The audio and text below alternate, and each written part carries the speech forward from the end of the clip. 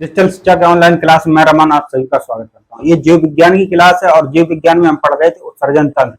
ये उत्सर्जन पर लास्ट क्लास होगी। आज हम लोग पढ़ेंगे विभिन्न जंतुओं के विभिन्न उत्सर्जी पदार्थ। किन जंतुओं का क्या उत्सर्जी पदार्थ है, इनको आज हम लोग पढ़ेंगे। इसी उत्सर्जी पदार्थ के रूप में या फिर कह लें इसी पर प्रश्न बन जाता है कि किन जंतुओं का क्या उत्सर्जी पदार्थ है, उसी के आधार पर उसका नामकरण किया जाता है।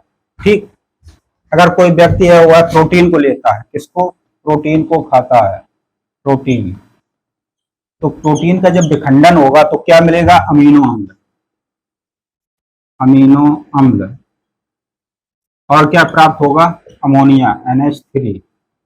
अमोनिया को अमोनिया के रूप में तो हम बाहर निकाल नहीं सकते। इसकी क्रिया किससे होती है? CO2 से। ये कहां से मिलता है? लीवर से।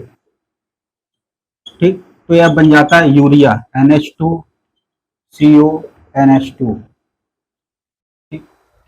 1 ग्राम यूरिया को बाहर निकालने के लिए 1 ग्राम कितने जल की आवश्यकता होती है? 50 ml जल की आवश्यकता होती है। जिन जंतुओं का उत्सर्जी पदार्थ यूरिया होगा उसको क्या कहेंगे? यूरियोटिलिक।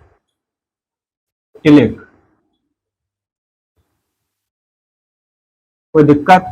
जिन जंतुओं का उत्सर्जी पदार्थ अमोनिया होगा तो उसको क्या कहेंगे? अमोनोटिलिक। और 1 ग्राम अमोनिया को बाहर निकालने के लिए 1 ग्राम अमोनिया को बाहर निकालने के लिए 500 ml जल की आवश्यकता होती है। 500 ml जल की आवश्यकता होती है। अगर कोई जीव जंतु यूरिक एसिड को उत्सर्जी पदार्थ के रूप में बाहर निकालता है, किसको? यूरिक एसिड, यूरिक एसिड, तो उसको क्या कहेंगे? यूरिकोटिलिक, यूरिकोटिलिक। और 1 ग्राम यूरिक एसिड को बाहर निकालने के लिए 1 ग्राम यूरिक एसिड को बाहर निकालने के लिए 5 ml जल की आवश्यकता होती है। तो जो उत्सर्जी पदार्थ है यह इस बात पर निर्भर करता है कि किस जीव जंतु के पास कितनी जल की आवश्यकता है, तो उसी आधार पर उसका उत्सर्जी पदार्थ होगा। कोई दिक्कत? अब हम पढ़ लेते हैं किन जंतुओं का क्या उत्सर्जी पदार्थ है। ठीक, इसे हटा देते हैं। अब हम लिख लेते हैं एक तरफ उत्सर्जी पदार्थ, उत्सर्जी पदार्थ, और एक तरफ लिख लेते हैं जीव। कोई दिक्कत? सबसे पहले हम लेते हैं अमोनिया को, NH3। जो जीव जंतु अमोनिया को बाहर निकालते हैं उनको क्या कहते हैं? अमोनोटिलिक। इसमें कौन कौन से आएंगे? मछली वर्ग और अन्य जलीय जीव।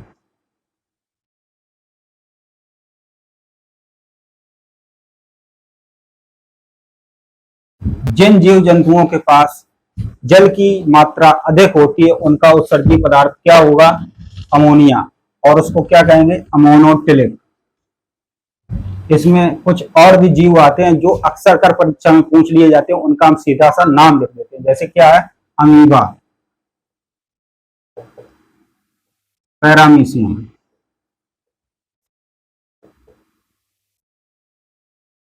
हाइड्रा और यूग्लिना। इनका उत्सर्जी पदार्थ क्या होगा? अमोनिया। और इसको क्या कहेंगे? अमोनोटिलिक। क्या कहेंगे? अमोनोटिलिक। इन जीव जंतुओं को क्या कहेंगे? अमोनोटिलिक।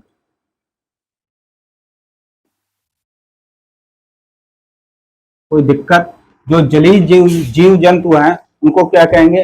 अमोनोटिलिक। उसका उत्सर्जी पदार्थ क्या होगा? अमोनिया। कोई डाउट नहीं इसमें होना चाहिए, आपको पूरी बात समझ में आनी चाहिए। आपको अगर कहीं पर मिल जाए कि अमीबा, पैरामीशियम, हाइड्रा, यूग्लिना को क्या कहते हैं उत्सर्जी पदार्थ के आधार पर, तो आप बताएंगे अमोनोटिलिक। इनका उत्सर्जी पदार्थ क्या है? अमोनिया। कोई दिक्कत? अब अगले की बात करते हैं। इसके बाद बात करते हैं यूरिया, NH2CO NH2। इसमें कौन कौन से जीव जंतु आएंगे?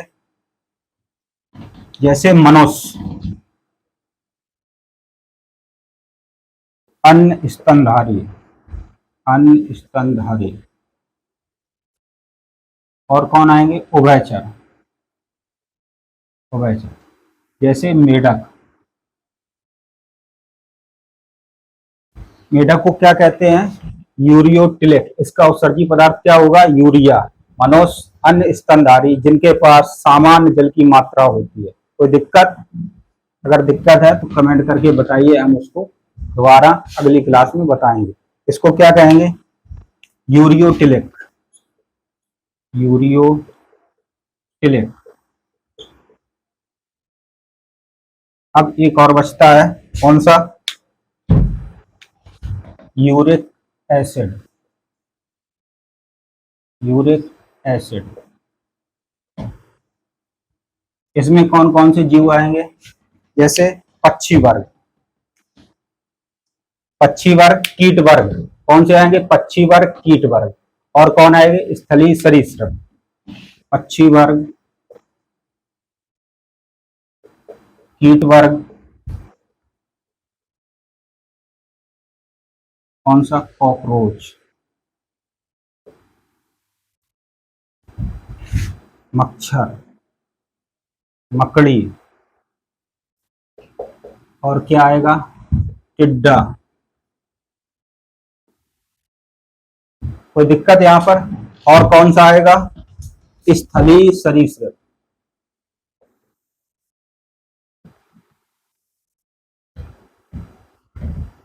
जमीन पर रेंगने वाले कीड़े। अगर आपसे पूछा जाए कि जलीय सरीसृप किसमें आएंगे, तो आप बताएंगे अमोनोटिलिक में। और स्थलीय सरीसृप किसमें आएंगे? यूरिकोटिलिक में। कोई दिक्कत? यहाँ पर जल की मात्रा अधिक है, इसलिए इनका उत्सर्जी पदार्थ क्या है? अमोनिया। इनको क्या कहेंगे? अमोनोटिलिक। यहाँ पर जल की मात्रा सामान्य है, यहाँ इसको क्या कहेंगे? यूरियोटिलिक। उत्सर्जी पदार्थ क्या होगा? यूरिया। यहाँ पर यूरिक एसिड है, उसमें क्या आएगा? कीट वर्ग, पक्षी वर्ग, स्थलीय सरीसृप। कोई दिक्कत? इसको क्या कहेंगे? यूरिकोटिलिक, यूरिकोटिलिक।